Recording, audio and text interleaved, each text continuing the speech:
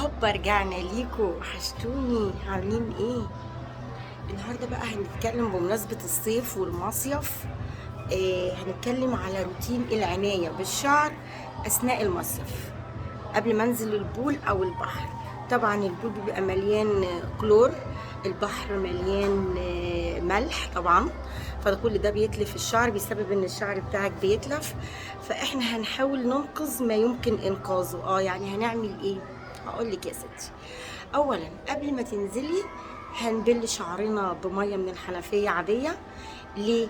علشان هتملى المسامات بتاعه الشعر بتاعك، بدل ما تتملي بميه البول ولا ميه البحر بكلور وملح طبعا.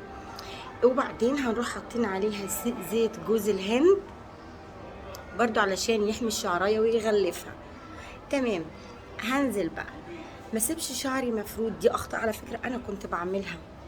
هتلاقي شعرك بيتشبك وبيقع لا، هلم شعري هلمه ببنسة، هلمه بتوكة معدن، لا، ألمه بأستك برضو علشان أحاول إن الشعر بتاعي ما يتضررش.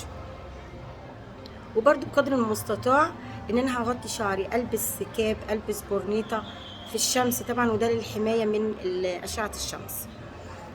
طلعنا بالسلامة، بسطنا، بلبطنا، فرحنا، هيصنا، تمام. طيب انا هعمل ايه بقى؟ هغسل شعري طبعا.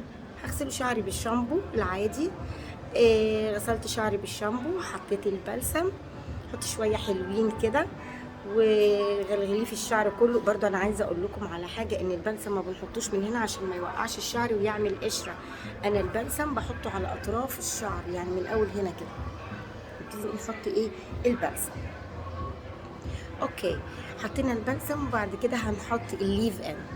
ليف ان اللي هو بنحط اللي هو حمام الكريم بس اللي ما بيتشطفش. هحطه اسيبه على الشعر بتاعي. لو انت عايزه ستي تشطفيه او تديله شطفه مش بتستريحي بيه كده، تمام.